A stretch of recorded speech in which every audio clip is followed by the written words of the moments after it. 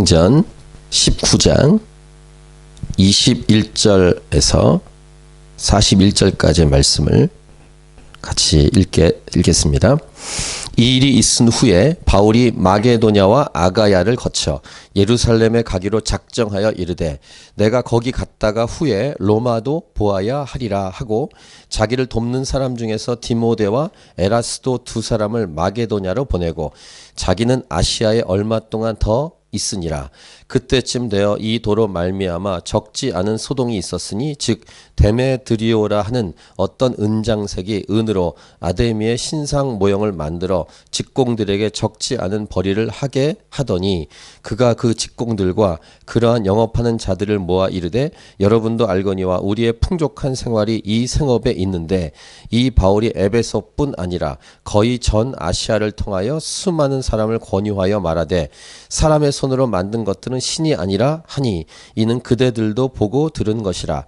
우리의 이 영업이 천하여질 위험이 있을 뿐 아니라 큰 여신 아데미의 신전도 무시당하게 되고 온 아시아와 천하가 위하는 그의 위엄도 떨어질까 하노라 하더라. 그들이 이 말을 듣고 분노가 가득하여 외쳐 이르되 크다 에베소 사람의 아데미여 하니 온 시내가 요란하여 바울과 같이 다니는 마게도냐 사람 가이오와 아리스다고를 붙들어 일제히 연극장으로 달려 들어가는지라.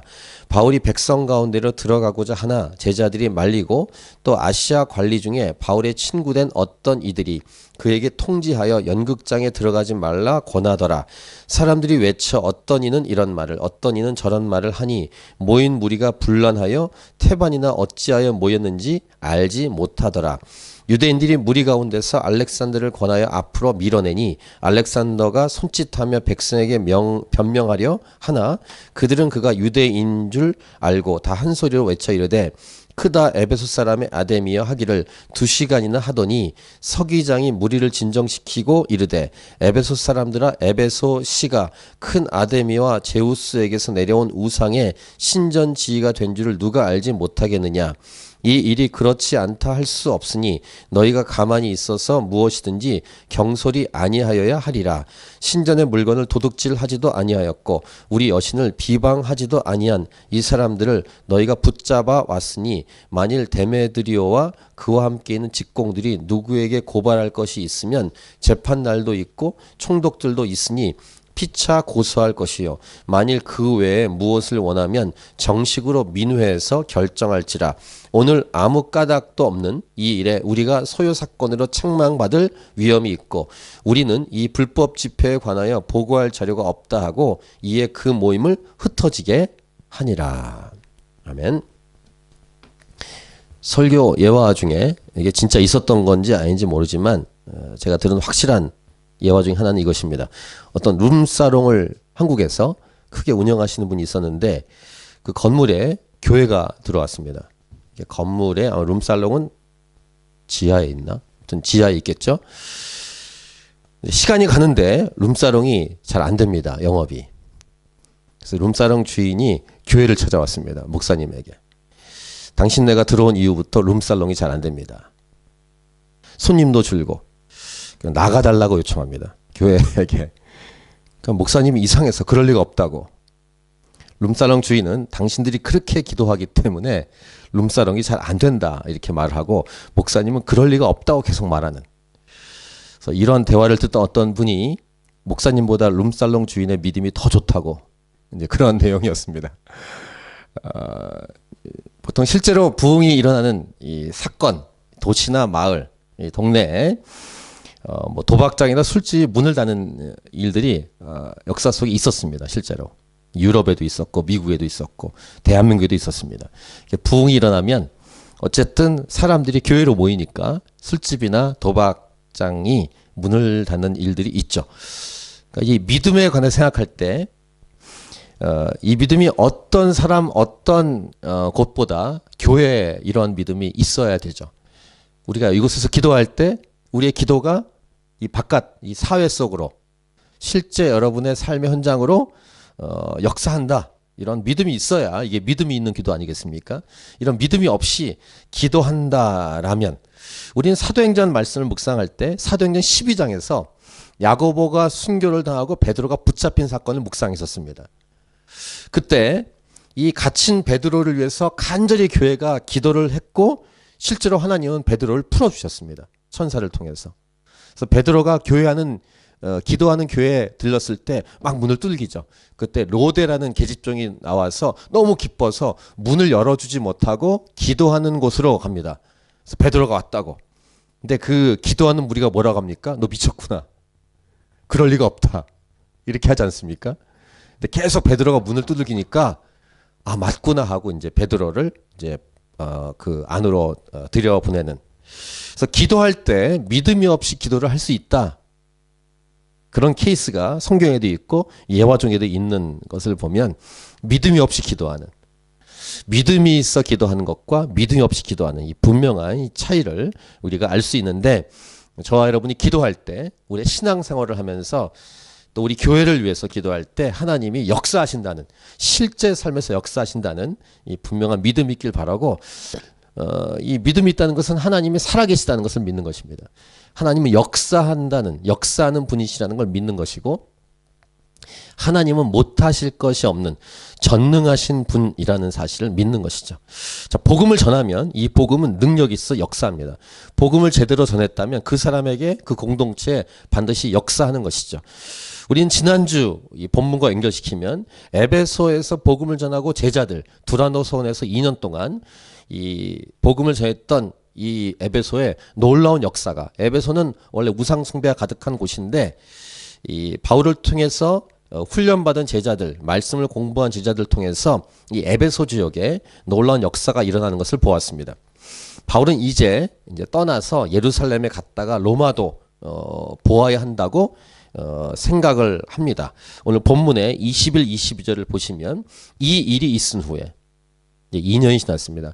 정확히 말하면 2년 6개월 정도가 지났습니다. 바울이 마게도냐와 아가야를 거쳐 예루살렘에 가기로 작정하여 이르되 내가 거기 갔다가 후에 로마도 보아야 하리라. 이렇게 마음에 결심을 합니다. 그리고 자기를 돕는 사람 중에서 디모데와 에라스도 두 사람을 마게도냐로 보내고 자기는 아시아에 얼마 동안 더 있으니라. 이렇게 기록을 합니다. 그러니까 로마서, 사도 바울이 쓴 로마서를 보면은 로마에 가야 되는 이유가 서바나로 가기 위함이라고도 기록하고 있습니다. 서바나는 지금의 스페인인데 이유는 딱 한 가지입니다. 복음 때문에, 복음을 증거하기 위해서.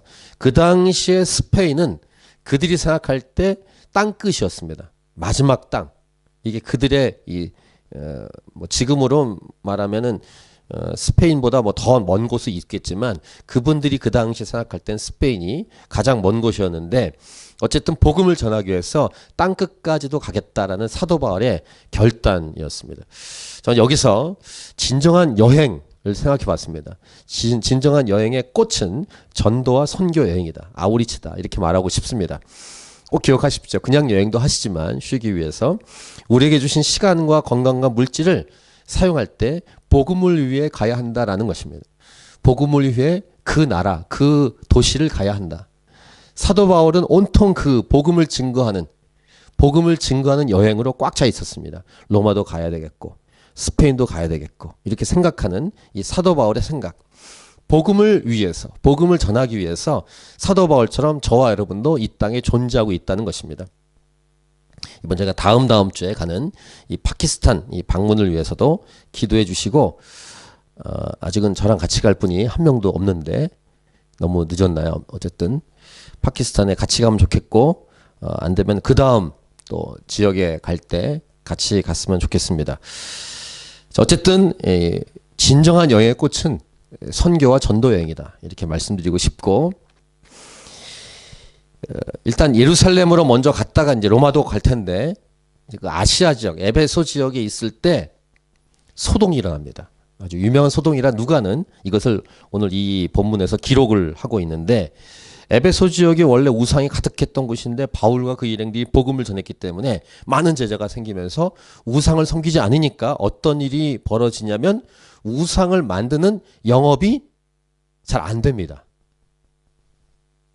그러니까 자기들의 이익과 연결되니까 그 바울 일행을 공격하기 위해서 소동을 일으키는데 그 주동자가 데메드리오입니다. 데메드리오 소동. 이렇게 제목을 보통 붙이는데 23, 24절 보시면 이 소동이 컸던 것 같아요. 그때 짐되어 이 도로 말미암아 적지 않은 소동이 있었다. 이렇게 기록합니다. 이 도는 복음으로 말미암아 적지 않은 소동이 있었다. 즉 데메드리오라 하는 어떤 은장색이 은으로 아데미의 신상 모형을 만들어 직공들에게 적지 않은 벌이를 하게 하더니 아마 공장을 운영했던 것 같아요. 우상을 만드는.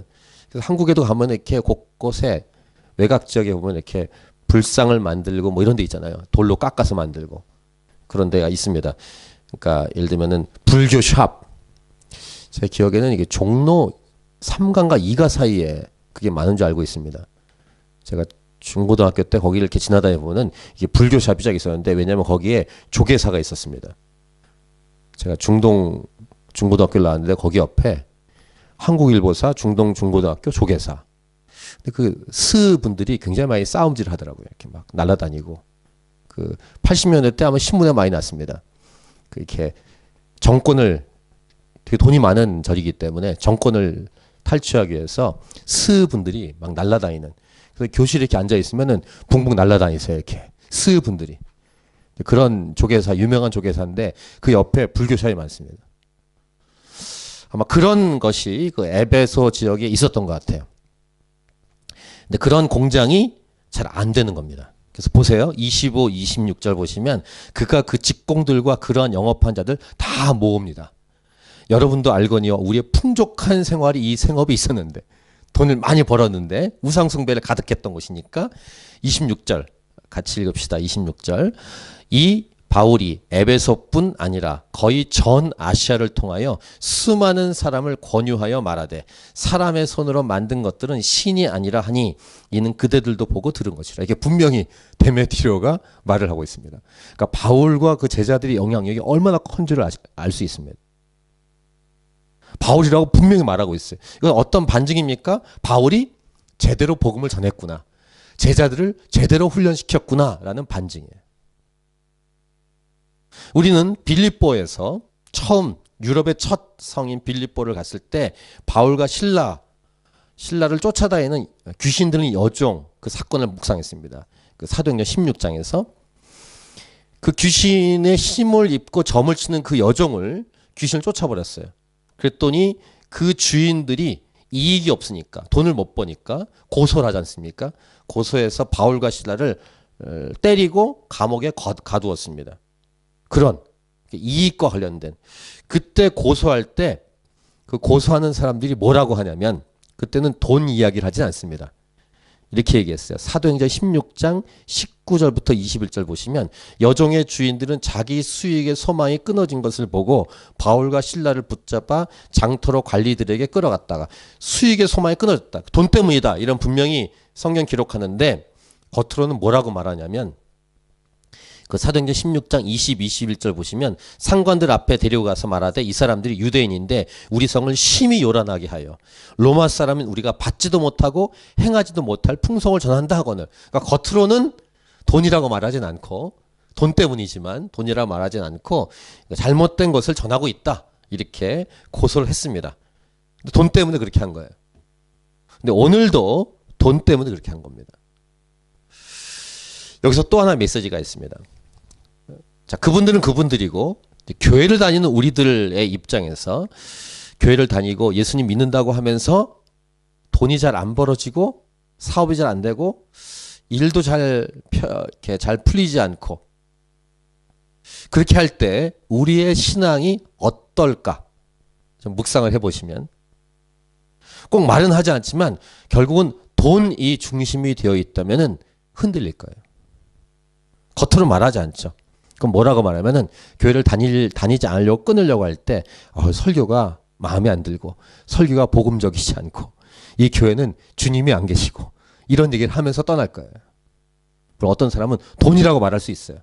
내가 돈이 안 벌려지기 때문에 교회를 지금 다닐 수 없다. 이렇게 정직하게 말하는 사람도 있겠지만 그렇게 말하기가 좀 어렵다 생각하는 사람은 겉으로는 딴 얘기를 할 겁니다. 교인들이 사랑이 없다. 뭐 이런 등등으로 얘기하면서 교회를 떠날 핑계를 대겠죠. 그러니까 그렇게 생각하는 중심이나 지금 이 데메드리오나 그 사도행전 16장에 나오는 그 여종을 데리고 있는 주인이야 똑같은 거예요. 결국 돈이 안 벌어지고 일이 안 풀릴 때 우리의 신앙은 점검이 되는 겁니다. 믿지 않은 사람들도 점검이 되는 거죠, 지금. 그러니까 진정한 신앙이란 무엇인지를 생각해 볼 때 진정한 믿음, 진정한 신앙, 진정한 사랑은 무엇일까? 이런 질문을 지금 이 사건을 통해서 나 자신을 한번 살펴볼 수 있는 기회가 되면 좋겠고, 이 데메디오는 어쨌든 바울이 전한 내용을 잘 요약해 주고 있습니다. 바울이 제대로 복음을 전했다는 것을 알 수 있는 반증의 고백을 하고 있습니다. 다시 26절. 이 바울이 에베소뿐 아니라 거의 전 아시아를 통하여 수많은 사람을 권유하여 말하되 사람의 손으로 만든 것들은 신이 아니라 하니 이는 그대들도 보고 들은 것이라. 그러니까 바울이 정말로 정확하게 복음을 전했다라는 것을 알 수 있고, 그 바울 때문에 우리 영업이 흔들린다 그 말이죠. 빌립보에서 점치는 여종의 주인과는 좀 다르게 이 데메디료는 돈 얘기를 끄집어냅니다. 이 빌립보에 있는 그 주인들은 돈 얘기를 꺼내지 않았어요. 고소할 때. 이들은 잘못된 풍속을 전한다 이렇게 얘기했지만 데메디료는 대놓고 말합니다. 그러니까 자신들의 신앙 얘기하면서 돈 얘기 같이 하는 27절 보세요. 우리의 이 영업이 천하여질 위험이 있을 뿐 아니라, 이렇게 좀 고상하게 포장하는 거죠. 우리 영업이 천해진다 이렇게 얘기하고, 큰 여신 아데미의 신전도 무시당하게 되고, 온 아시아와 천하가 위하는 그의 위엄도 떨어질 카노라 이렇게 좀 섞어서 말을 했습니다. 돈 얘기도 하고 자기들이 섬기는 이 아데미 여신도 그 위신이 떨어진다 뭐 이런 식의 변명을 하고 있습니다. 이렇게 데메디료가 선동하니까 일반 사람들, 대중들은 어떻게 반응하는가? 평소에는 아무 생각이 없다가 이게 선동하는 사람의 얘기를 듣고 함께 열을 받습니다. 이게 보통 데모의 특징이에요. 휩쓸리는 거죠. 그래서 보세요. 28, 29절. 그들이 이 말을 듣고 분노가 가득하여 외쳐 이르되 크다 에베소 사람의 아데미여 하니 온 시내가 요란해. 그러니까 그 시내 전체가 요란해서 바울과 같이 다니는 마게도냐 사람 가이오와 아리사고를 붙들어 일제 연극장으로 달려 들어가는지라. 그러니까 바울의 일행이 붙잡혔어요. 그러니까 바울도 이 얘기를 듣고 책임을 지기 위해서 바울이 뛰어 들어가려고 했습니다. 30절 보시면 그때 제자들이 말립니다. 그리고 31절 보시면 또 아시아 관리 중에 바울의 친구된 어떤 이들이 그에게 통지하여 연극장에 들어가지 말라 권합니다. 그러니까 바울 보고 들어가지 말라는 겁니다. 한편 재미있는 표현이 성경에 나오는데 데메디료의 선동으로 모인 사람들의 상태가 어떤지를 분명히 말해줍니다. 32절을 같이 읽겠습니다. 32절 시작. 사람들이 외쳐 어떤 이는 이런 말을 어떤 이는 저런 말을 하니 모인 무리가 분란하여 태반이나 어찌하여 모이는지 알지 못하더라. 모르고 와 있는 거예요. 대부분이 왜 모였는지 모릅니다. 이렇게 모인 겁니다. 데모가 보통 그렇습니다. 그 데모를 저는 그렇게 찬성하지 않는데 진짜 데모를 해야 될 때가 있습니다. 근데 그렇게 하기 전까지는 정말로 생각을 하고 기도해야 합니다. 이 중심이 있어야 돼요. 껍데기가 되지 않기 위해서. 껍데기들은 모인 거야 지금. 데메디료의 선동을 통해서 자기가 왜 모이는지 모르고 거기에 모여있는 사람들. 하나님의 음성을 듣고 본질적인 공격이 왔을 때 정말로 달려들어야 되는데 이들은 돈 때문에 온 거고 돈 때문인지도 모르고 모여 있는 것입니다. 그러니까 성경을 잘 보시면 데모 같은 선동에 믿음의 사람들은 잘 참여하지 않습니다. 어디에 참여하냐면 기도하고 무릎을 꿇고 회개하는 곳에 모여 있습니다. 그래서 예수님을 믿는 교회는 잘 들어야 합니다. 생각을 하고 기도하면서 하나님 마음을 잘 알아야 돼요. 껍데기가 되지 않도록. 처음에는 엄청나게 보이고 들끓지만 나중에 보면 그냥 흐지부지 되는 그런 모임은 아예 안 가는 게 낫습니다.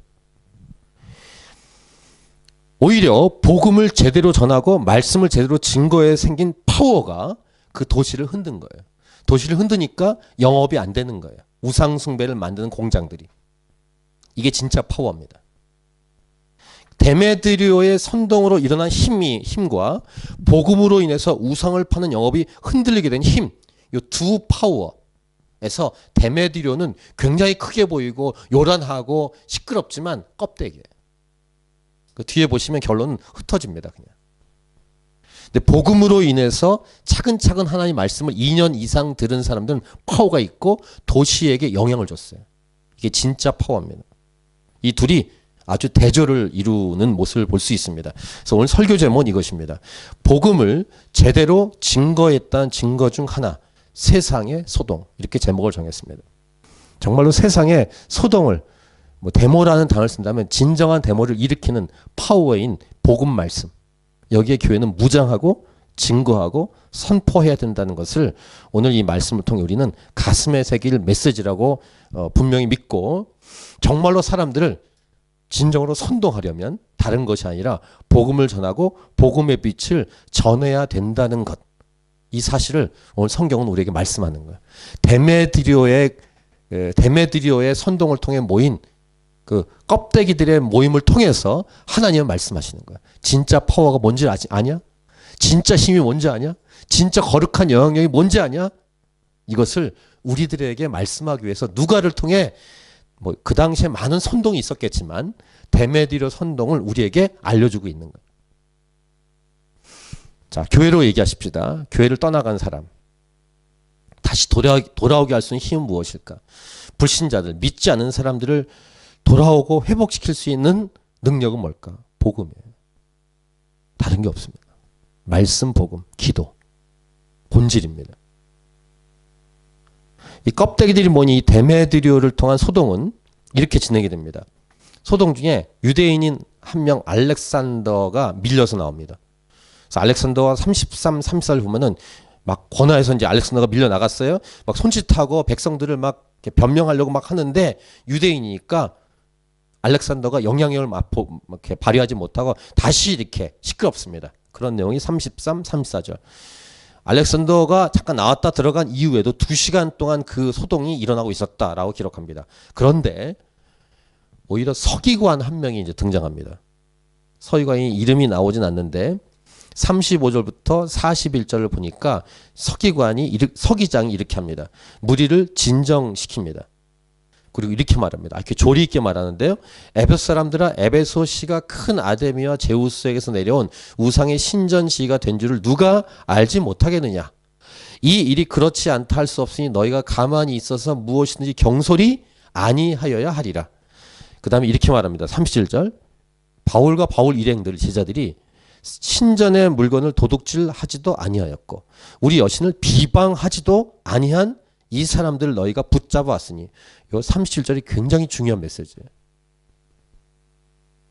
이 서기장이 이성적으로 논리적으로 조리 있게 말을 하는 그 말 중에서 사도 바울과 그 제자들이 물건 훔친 것도 아니고 그렇다고 여신을 비방한 것도 아니다.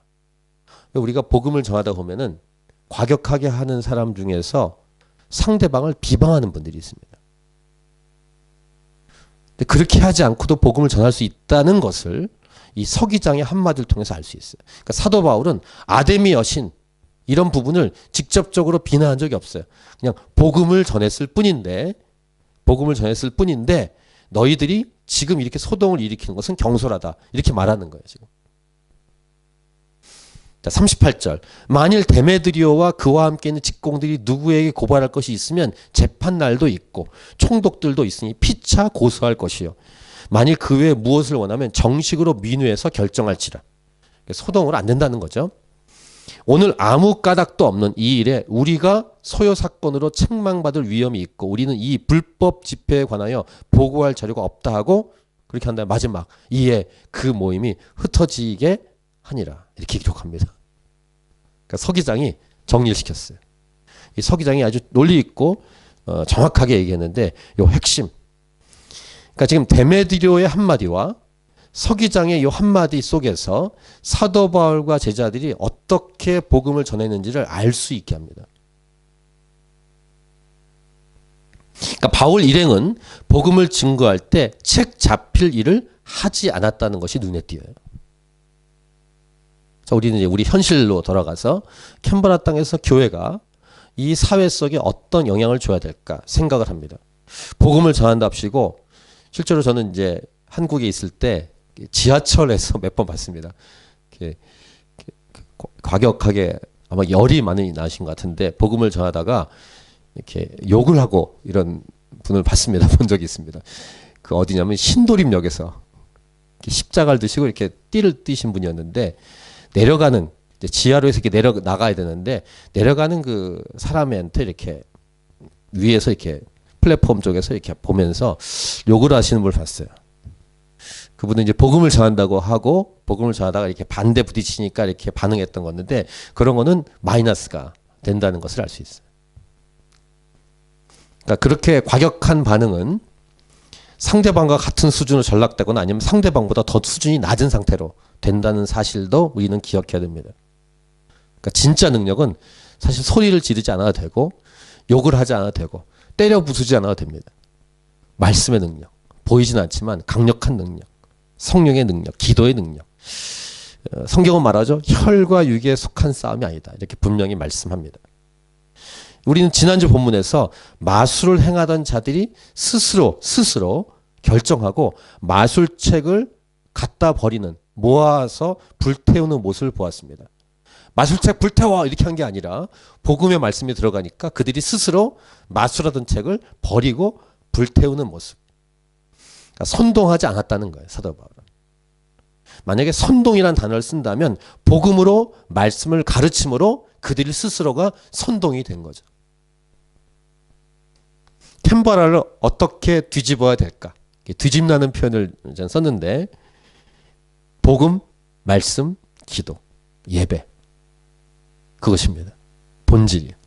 그래서 본질로 돌아가는 것이 이 세상에서 이길 수 있는, 이 세상을 변화시킬 수 있는 비결인 것을 알 수 있는데, 스가랴가 이런 말을 했죠. 유명한 말입니다. 스가랴 4장 6절.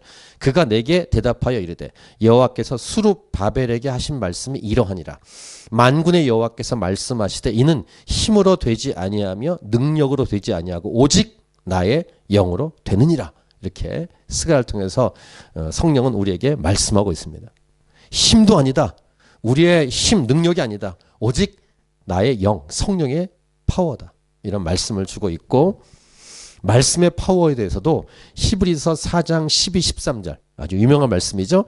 하나님의 말씀은 살아있고 활력이 있어 좌우의 날선 어떤 검보다도 예리하여 혼과 영과 및 관절과 골수를 찔러 쪼개기까지 하며 또 마음의 생각과 뜻을 판단하나니 지으신 것이 하나도 그 앞에 나타나지 않음이 없고 우리의 결산을 받으실 이의 눈앞에 만물이 벌거벗은 것 같이 드러나느니라. 말씀의 능력이 얼마나 강력한지를 히브리서 저자는 말씀해 주고 있습니다.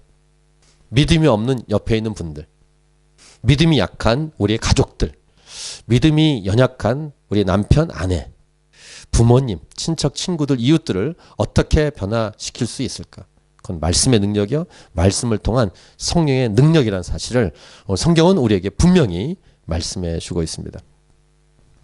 혈과 육에 속한 싸움이 아니라는 본문이 나오는 사도 바울의 편지인 에베소서 6장 10절부터 20절까지 말씀을 같이 읽고 우리가 좀 마무리하고 기도하도록 하겠습니다. 좀 약간 길지만 에베소 6장 10절부터 20절입니다. 우리 같이 읽겠습니다. 끝으로 너희가 주 안에서와 그 힘의 능력으로 강건하여지고 마귀의 간계를 능히 대적하기 위하여 하나님의 전신 갑주를 입으라. 우리의 씨름은 혈과 육을 상대하는 것이 아니요 통치자들과 권세들과 이 어두움의 세상 주관자들과 하늘에 있는 악의 영들을 상대함이라. 그러므로 하나님의 전신 갑주를 취하라. 이는 악한 날에 너희가 능히 대적하고 모든 일을 행한 후에 서기 위함이라. 그런즉 서서 진리로 너희 허리띠를 띠고 의의 호심경을 붙이고 평안의 복음이 준비한 것으로 신을 신고 모든 것 위에 믿음의 방패를 가지고 이로써 능히 악한 자의 모든 불화살을 소멸하고 구원의 투구와 성령의 검 곧 하나님의 말씀을 가지라. 모든 기도와 간구를 하되 항상 성령 안에서 기도하고 이를 위하여 깨어 구하기를 항상 힘쓰며 여러 성도를 위하여 구하라. 또 나를 위하여 구할 것은 내게 말씀을 주사 나로 입을 열어 복음의 비밀을 담대히 알리게 하옵소서 할 것이니 이 일을 위하여 내가 쇠사슬의 메인 사신이 된 것은 나로 이 일에 당연히 할 말을 담대히 하게 하려 하심이라. 아멘. 이렇게 우리에게 사도 바울은 에베소서 말씀을 통해 말씀을 주고 있습니다. 그러니까 혈과 육을 상대하는 이 싸움을 싸울 때 우리의 준비 중에 눈에 띄는 것은 기도와 말씀이다. 분명하게 에베소서 6장을 통해서도 우리에게 말씀해주고 있어요. 올해 우리 교회 주제가 말씀과 기도입니다. 하나님 말씀과 기도로 거룩해진다. 이런 디모데전 4장 5절 말씀을 붙들고 지금 한 해를 보내고 있습니다.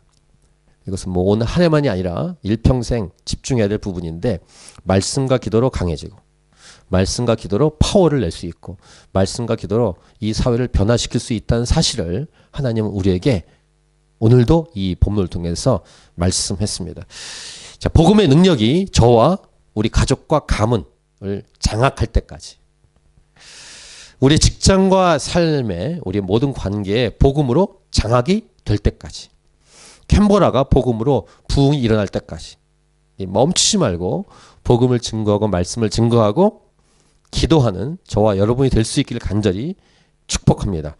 하나님의 찾으신 교회가 이 말씀과 기도로 준비될 수 있기를, 우리 자녀들, 우리 다음 세대가 하나님 말씀으로 잘 준비될 수 있기를 간절히 기도합니다. 오늘 설교 제목, 복음을 제대로 증거했다는 증거 중 하나, 세상의 소동이었습니다. 우리 찬양하고 우리 기도하도록 하겠습니다.